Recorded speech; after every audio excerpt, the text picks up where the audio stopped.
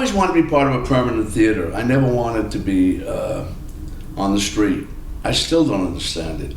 We train. Well, what do we train for? To do commercials, great commercials. I was great in a television show. I was great. But what, you know, but the idea of the actor as informing the society, as a, you know, having a bigger role in, you know, and when I got into Lincoln Center, we were headed towards being a national theater.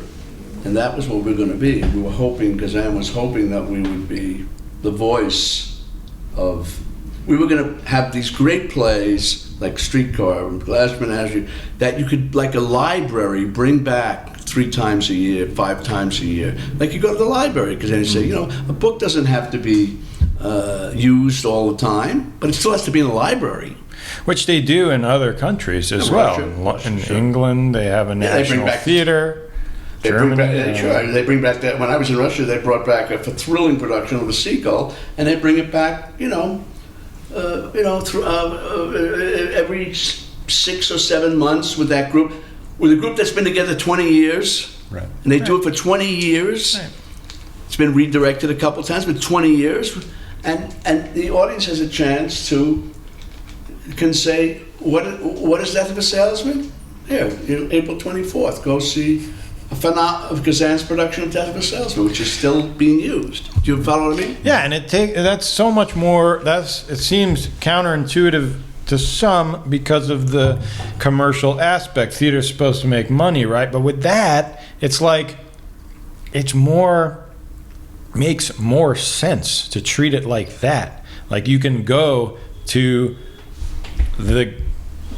the Louvre and see all great works of great paintings whenever you want. Why not have a theater where you can just see the great plays?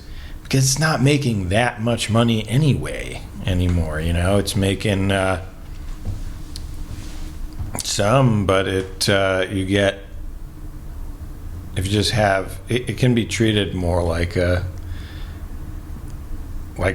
art instead of at that point, right? In the final analysis, they fired Robert Whitehead, who spent 10 years putting Lincoln Center together, and Kazan. Yeah, so basically, and because the bankers, who Kazan had said to them, "I'm starting a repertory company, which has a lot of benefits. When people work together, you come from the group theater. People work together, things will happen on a different level. We will also have, Arthur Miller was our in-house playwright. We did 4 plays of his. He said he was going to. I was going to do Stanley in a redo of a rethink of Streetcar, and he was going to do The Back Eye and new translations. He said, "I'm warning you now.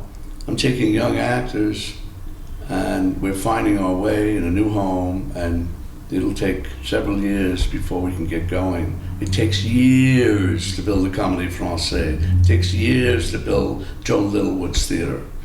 It takes years to build the Moscow Art Theater. So bear with me. I don't expect we're going to make money."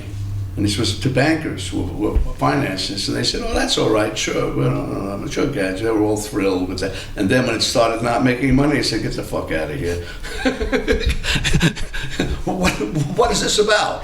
You know what I mean? And we didn't get great reviews. And Kazan said, "No, we don't get great reviews. That's part of the thing. We're these are actors, we're trying to put it together." He didn't want to do it. Kazan told me on the subway. Kazan used to use the subway, He would never use the tank. He was cheap in the first place, and secondly, his analyst lived uptown. I lived along that thing, so I used to see him after he see his analyst. He said, "I don't talk about my mother-in-law. It's only go for work, Barry. I'm not interested anymore about my mother and all that shit. But at work is what interests me. That's why I go inside on the work. And to get inside on guys like you are in my company." But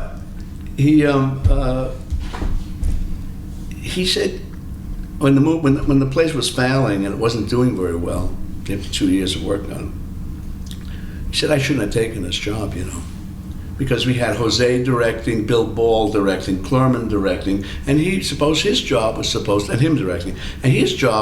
to be do a play once in a while, and meanwhile, be the overseer of your productions. You know, come in, say things. He said, I don't give a shit about anybody else's work. I don't give a shit. All I care about my own work, Barry. And everybody who's any good will say the same thing. I should never have taken this job. So I said, well, God, you didn't get the job. What'd you take it for? He said, there was nobody else who could. Look, he was the singular name who could put together a national theater. It was, I can't even express today what Kazan meant to us and to that period. He was a one-man. He was a one-man. He was the theater. He was everything. He was movies too. He just had this thing about